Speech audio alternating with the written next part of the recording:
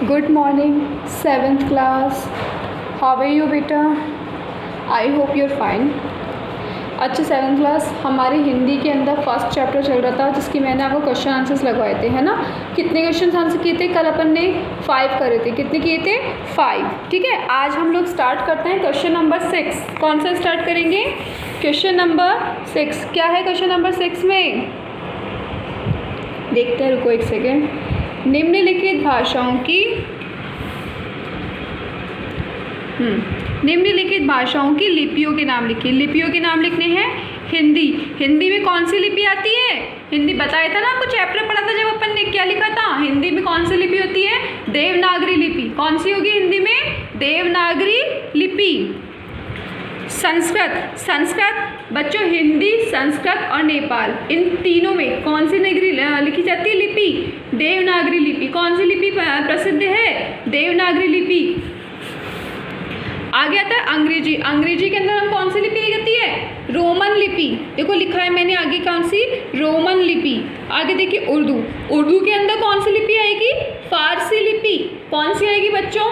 फारसी लिपि। ध्यान रखना है सबको, कौन सी आएगी? फारसी लिपि। ओके, चलिए आगे क्वेश्चन करते हैं अपन। व्याकरण किसे कहते हैं? व्याकरण का पढ़ना क्यों ज़रूरी है? क्वेश्चन नंबर 7, व्याकरण किसे कहते हैं? व्याकरण का पढ़ना क्यों ज़रूरी है? बच्चों इसका आंसर है पेज नंबर 7। किस पे है? Page number 7।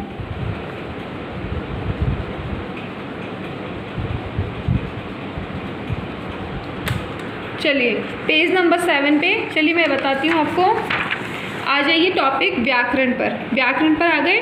इसके ऊपर की 2 पैराग्राफ छोटे छोटे से ना, इनको छोड़िए और यहाँ से लगाइए। यहाँ पे जो शास्त्र भाषा के नियमों की जानकारी प्रदान करता है वह व्याकरण कहलाता है। ये तो हो गया पहला क्वेश्चन कि व्याकरण किसे कहते हैं। आगे अब आगे बढ़ता है कि क्वेश्चन, इसी के अंदर 2 क्वेश्चन है ना कि व्याकरण पढ़नी क्यों ज़रूरी होती है। तो देखो इसका आंसर ये रहा। इसके आगे ही, व्याकरण का अध्ययन किए बिना न तो किसी भाषा को शुद्ध रूप से बोल सकते हैं और न ही लिख सकते हैं। ठीक है, जो शास्त्र भाषा के नियमों की जानकारी प्रदान करता है वह व्याकरण कहलाता है। व्याकरण का अध्ययन किए बिना न तो किसी भाषा को शुद्ध रूप से बोल सकते हैं और न ही लिख सकते हैं। तो आपको यहाँ से, ठीक है, यहाँ से लेकर यहाँ तक का आंसर टिक कर देना है। Okay, page number 7। कौन सा पेज नंबर है? 7।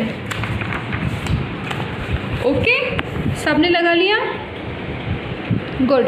आगे अपन पढ़ते हैं। देखो पेज नंबर 7, ठीक है। आगे जाओ।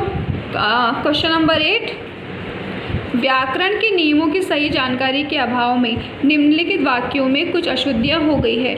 अशुद्ध वाक्यों को शुद्ध करके लिखिए। ठीक है, अशुद्ध वाक्यों को शुद्ध करके लिखना है। उसने लिखा उसके माताजी आए हैं, तो ये शुद्ध है क्या?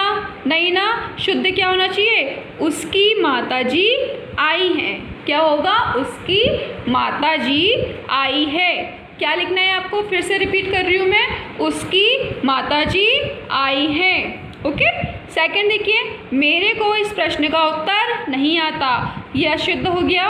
क्यों? क्योंकि यहाँ पे भाववाचक संज्ञा होगी। यहाँ पे आएगा शुद्ध रूप, मुझे इस प्रश्न का उत्तर नहीं आता है। क्या होगा? मुझे। मेरे को की जगह क्या लिखेंगे आप? मुझे। ठीक है, मुझे इस प्रश्न का उत्तर नहीं आता है। थर्ड देखिए क्या है इसमें, उसका थैला भारा है। उसका थैला भारा है। गलत है ना, ये शुद्ध नहीं है, अशुद्ध है ना। क्या लिखेंगे? उसका थैला भारी है। क्या लिखोगे? उसका थैला भारी है। आगे देखिए, यह चाय ठंडा हो गया है। ठीक है, बिल्कुल वैसे लिख दिया गया जैसे मद्रासी लोग बोलते हैं। यह चाय ठंडा हो गया है, तो ये शुद्ध हुआ या अशुद्ध? अशुद्ध है ना। हम इसे शुद्ध करके कैसे लिखेंगे? यह चाय ठंडी हो गई है। क्या लिखोगे? यह चाय ठंडी हो गई है। समझ आए बच्चों? Chapter number is complete. ठीक है, चैप्टर नंबर 1 इज़ कंप्लीट हो चुका है। आप लोगों को क्वेश्चन आंसर्स किस तरीके से करने हैं मैंने आपको लिख करके भी बताए हैं, साथ में मैंने आपको वीडियोस के अंदर पेज नंबर भी बताए हैं। अब बच्चों आप लोगों से रिक्वेस्ट है कि आप लोग प्लीज़ कॉपीज़ के अंदर क्वेश्चन आंसर्स कंप्लीट कर लीजिए। कंप्लीट करेंगे तो आपके लिए भी इसमें प्रॉफिट ही रहेगा बच्चों। आप लोगों को समझ में आएगा, पढ़ोगे तो समझ में आ जाएगा, नहीं पढ़ोगे, नहीं देखोगे तो बच्चों कुछ समझ में नहीं आएगा। ओके। अब हम बढ़ते हैं आगे चैप्टर नंबर 2 वर्ण विचार। कहाँ बढ़ेंगे? चैप्टर नंबर 2 वर्ण विचार। चलिए, मौखिक भाषा में विचारों को अभिव्यक्त करने के लिए ध्वनियों का प्रयोग किया जाता है। जब इन्हीं ध्वनियों को लेखन चिन्हों द्वारा व्यक्त किया जाता है तो ये वर्ण कहलाते हैं। वर्ण मुख से बोली जाने वाली ध्वनियों की प्रतिनिधि हैं, क्योंकि इनके माध्यम से लिखित रूप में हमें उन्हीं भावों का बोध होता है जो मौखिक भाषा में बोलने से होता है। रचना की दृष्टि से यह भाषा की सबसे छोटी इकाई है। वर्ण का लिखित रूप अक्षर कहलाता है। वर्ण के और टुकड़े नहीं किए जा सकते हैं। देखो बच्चों, इसने वर्ण के बारे में बताना चाहा है हमारे को, ठीक है। एक बार में तुम्हें समझ में नहीं आया होगा, एक बार फिर से रिपीट करते हैं।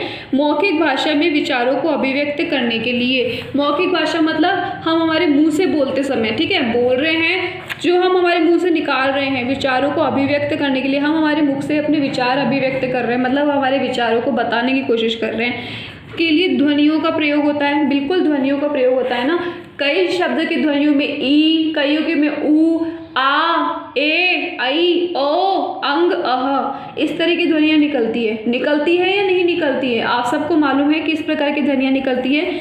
जब इन्हीं ध्वनियों को लेखन में, अब इन्हीं ध्वनियों को जो हमने अपने मुंह से अपने विचारों के रूप में निकाली हैं, ठीक है, लेखन चिन्हों द्वारा व्यक्त किया जाता है। मतलब लेखन चिन्हों द्वारा मतलब लिखित चिन्हों द्वारा, कि इसे लिख करके बताया जाए कि हमने क्या बोलना चाहा है, तो ये वर्ण कहलाते हैं। क्या कहलाते हैं? वर्ण कहलाते हैं। आई होप बच्चों अब तो तुम्हें समझ में आया होगा। वह वर्ण मुख से बोली जाने वाली ध्वनियों के प्रतिनिधि हैं। वर्ण जो है मुख से बोली जाने वाली, वर्ण हमारे मुख से बोले जाने वाली ध्वनियाँ, जो जिस प्रकार का शोर या जिस प्रकार का साउंड ध्वनि हमारे मुंह से निकल रही है, ठीक है, उस ध्वनि के लिए बोला गया कि वर्ण मुख से बोले जाने वो ध्वनि है, प्रतिनिधि है, क्योंकि इनके माध्यम से लिखित रूप में हमें उन्हीं भावों का बोध होता है। क्योंकि इनके माध्यम से हमें क्या होता है? लिखित रूप में हमें उन्हीं भावों का बोध होता है जो हम बताते हैं, जो हम मौखिक भाषा से बोलने से होता है। रचना की दृष्टि से यह भाषा, अब रचना की दृष्टि कैसे? किताबी लैंग्वेज में से यह भाषा की सबसे छोटी इकाई है। वर्ण का लिखित रूप अक्षर कहलाता है। वर्ण का लिखित रूप क्या कहलाता है? अक्षर कहलाता है। वर्ण के और टुकड़े नहीं किए जा सकते हैं। वर्ण के और टुकड़े नहीं किए जा सकते। चलिए आगे देखिए, अब क्या बताना चाह रहा है। भाषा की वह छोटी से छोटी ध्वनि जिसके और टुकड़े न किए जा सके वर्ण कहलाती है।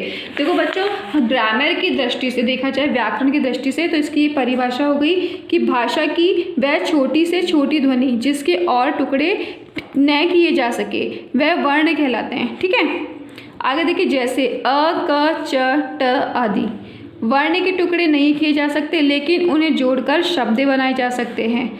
बिल्कुल सही बात है बच्चों, वर्ण होते हैं ना, वर्ण के टुकड़े हो ही नहीं सकते, ना वर्ण के हिस्से किए जा सकते हैं। हाँ, वर्णों को जोड़ करके शब्दों का निर्माण भले ही किया जा सकता है। देखिए कैसे बताया इसने, जैसे आम आदि, बिल्कुल अवर्ण है, म वर्ण है, ए के साथ हमने क्या जोड़ा? आ की मात्रा। ठीक है, आ की ध्वनि हमने जोड़ी तो ये क्या बन गया? आम। चलिए आगे अब पहुँचते हैं वर्णमाला। किसी भी भाषा के वर्णों के व्यवस्थित समूह को वर्णमाला कहा जाता है। क्या बोला इसने? किसी भी भाषा के वर्णों के व्यवस्थित समूह को वर्णमाला कहा जाता है। अब देखिए बच्चों, हमने वर्णों के बारे में तो जान लिया, लेकिन वर्णों की वर्णमाला भी होती है। कितनी वर्णमाला होती है, कितने वर्ण होते हैं, इसके बारे में हमें क्या ज्ञान है? देखिए देखते हैं। हिंदी वर्णमाला में कुल 52 वर्ण होते हैं। कितने वर्ण होते हैं? 52 वर्ण हैं, जिनमें निम्नलिखित वर्ण शामिल हैं। देखिए हिंदी वर्णमाला। स्वर, अब सबसे पहले वो स्वर जो हमारे मुख से ध्वनि के रूप में निकलते हैं, है ना। देखिए स्वर अ, आ, ई, उ, री, ए, ओ, औ। ठीक है, ये स्वर है। मैंने आपको पहले भी बता चुकी हूँ इस स्वरों के बारे में, ध्वनियों के बारे में। ए, आ, ई, उ, ए, ऐ, ओ, अंग, अह। आगे देखिए अयोगवा। अयोगवा मतलब अनुस्वार, अंग और विसर्ग। अह, अंग से अंग और विसर्ग।